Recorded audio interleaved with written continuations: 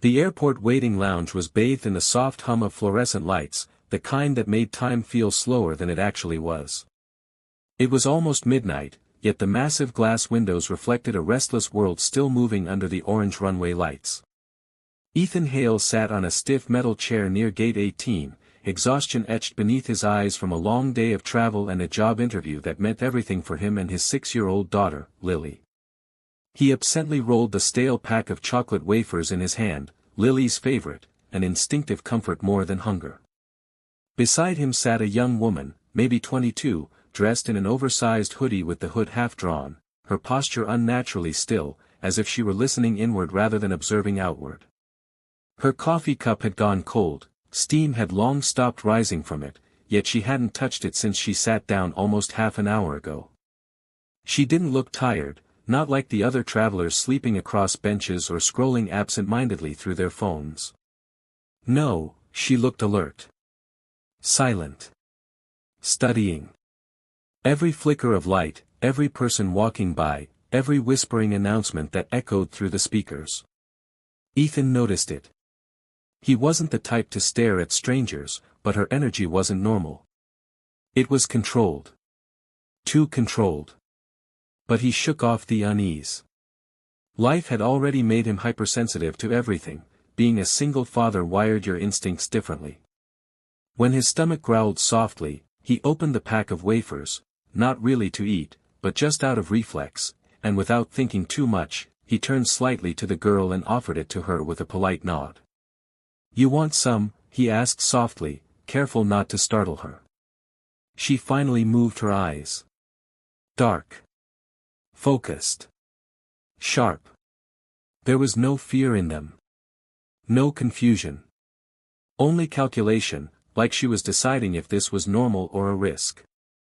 After a moment's hesitation, she slowly accepted one wafer, her fingers steady, deliberate, not trembling like he half expected. But she didn't speak.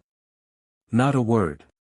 Just nodded once in acknowledgement, then returned to her silent observation of the world. Ethan gave a faint smile, unsure if she even saw it. A small act of humanity, that was all it was. Or so he thought. The moment stretched longer than it should have. Silence lingered, and yet, he couldn't shake the faint coldness that crawled up his spine. It wasn't fear. It was instinct. Something about her was too calm. Too ready. Not like a traveler waiting for a flight. But like someone waiting for something else.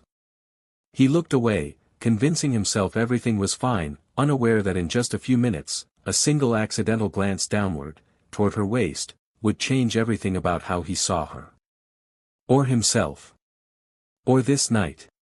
Forever. Ethan tried to distract himself with the boarding screen, but his mind kept circling back to the girl beside him. How she moved only when absolutely necessary, how her breathing never broke rhythm, how she hadn't checked her phone even once in the last 30 minutes. In a world addicted to notifications, that alone made her an anomaly. Meanwhile, the lounge had begun to thin out as late-night flights were called one after another, echoing across the hall in crisp, automated voices. Gate 18 would begin boarding in 20 minutes. Ethan glanced down at his watch and began rehearsing in his mind the list of things he'd have to handle once he landed: pick up Lily from his sister's house, ask about her cough, pay rent, send follow-up emails about the interview. His thoughts were interrupted when a man in a dark suit rushed past, nearly bumping into the girl. Most people would flinch or react, but not her. She subtly shifted only her eyes, tracking him without moving a muscle. That was when Ethan felt it again, that unnerving sensation that she wasn't waiting for a plane. She was studying patterns. People. Behavior. Not out of fear. But familiarity. He blinked, trying to dismiss the paranoia, but then noticed how her right hand, hidden subtly under her hoodie, kept brushing her side. Not adjusting fabric, checking something. As if ensuring something was still there.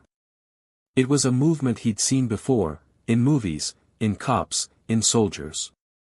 A subconscious touch of a weapon. A security check. Ethan frowned.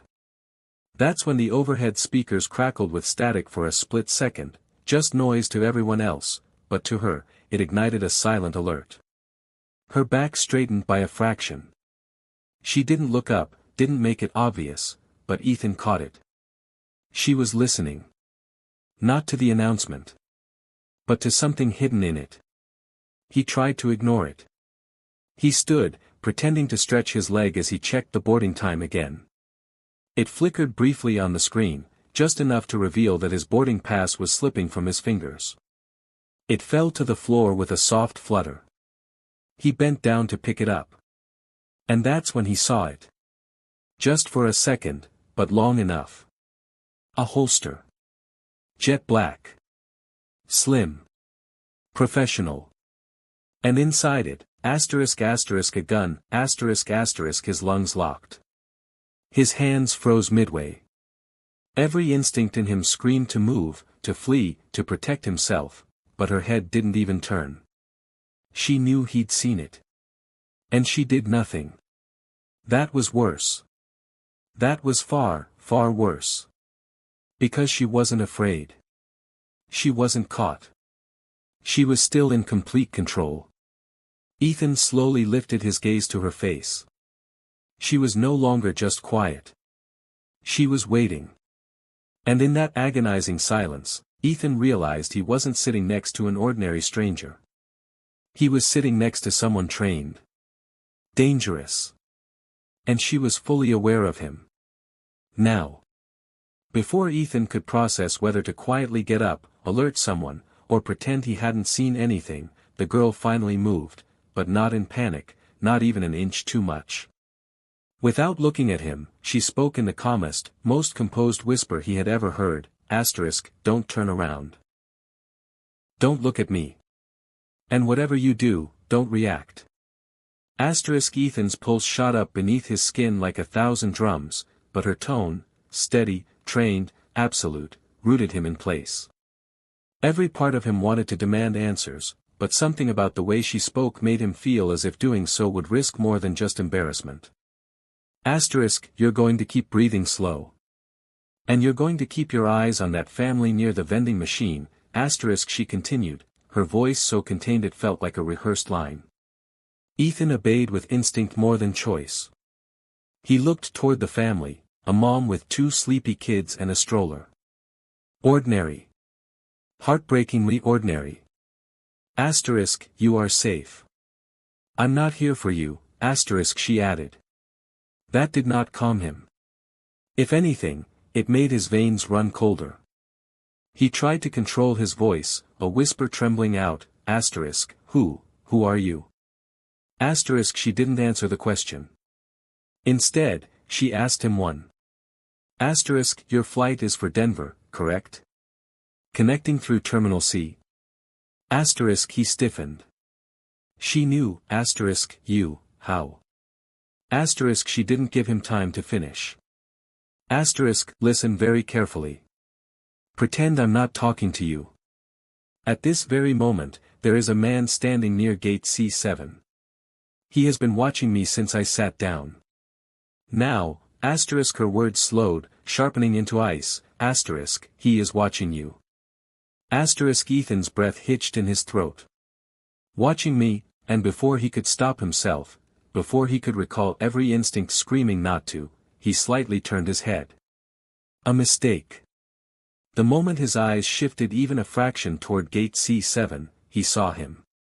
Or rather, the man saw him, a tall, clean-shaven man in a business suit, holding a leather briefcase. Not threatening. Not suspicious. But the moment Ethan glanced his way, the man's expression changed. Not in surprise. But in recognition. He smiled, a small, knowing, chilling smile. The kind that didn't reach his eyes. The girl's voice hardened, low and warning. Don't move. It's too late now. He's tagged you. Ethan's blood felt like ice. Tagged, for what? He didn't know what waited beyond this moment, but he knew this girl was no coincidence. Nothing was coincidence anymore. And whatever he had just gotten pulled into, he wouldn't be walking away from it the same man he was 10 minutes ago. Because that smile from gate C7, it didn't look at him like a stranger. It looked at him like a man who had just been given exactly what he was waiting for. The smile from the man at gate C7 hadn't faded, it lingered like a warning, like a taunt, and Ethan knew in that moment that his life had shifted into a place he was never meant to be in. Before fear could fully crush him, the girl beside him moved, not with panic, but with lethal precision. Her right hand slipped under her hoodie and came out with the gun, but not with reckless force. It was a silent, controlled reveal, the kind that belonged to someone who had never once fumbled in her life. She didn't even stand, she spoke first. Federal agent. Everybody stay calm and remain seated. The sharp authority in her voice commanded the entire gate within seconds. A few passengers gasped, but most froze like statues. And then, chaos ignited. The man at gate C7 dropped his briefcase. He ran, not away from the exits, but toward the children by the vending machine. Ethan's heart stopped before his mind could even process the path of danger, and he jolted to his feet on instinct, not thought. But he didn't need to. The girl was already moving. She exploded into motion with terrifying speed, vaulting a seat, cutting across the aisle, and in 3 precise steps, she blocked the man's path before he could even reach the family. Her voice split the air like a gunshot, on the ground. The man ignored her, his hand went for something in his coat, but he never got the chance. She disarmed him in a blur, kicking his wrist with devastating accuracy, sending metal skidding across the polished floor. He didn't fall. He fought. But he was outmatched before he began. He was on the floor, pinned, locked, subdued, professionally, airport security arrived seconds later but hesitated, realizing she outranked them before she even spoke. It was over. Fast. Efficient. Surgical. She didn't even look winded. Ethan stood frozen in place, still clutching the crumpled snack pack he'd offered her minutes ago. The silence after the chaos felt louder than the commotion itself. She glanced at Ethan now, really looked at him for the first time. Not as a shield. Not as a distraction. But with something that resembled apology. "You helped me tonight," she said quietly, holstering her weapon as uniformed agents handcuffed the man. He was watching me. But when he thought I was distracted by you, he made a move. Ethan swallowed, still breathless. You used me. She didn't deny it. Yes. And because of that, he didn't reach those children. Ethan's eyes flickered toward the family by the vending machine, the mother shaking, clutching her kids close.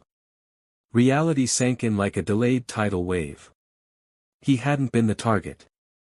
He had unknowingly been the decoy that saved lives. The girl gave him the faintest nod, a gesture of respect, not pity, before turning to leave with the agents. But at the last second, she paused and looked back. Your daughter, Lily. Ethan stiffened. She can sleep safe tonight. And then she was gone. Just like she arrived. Silent. Unforgettable. And absolutely real.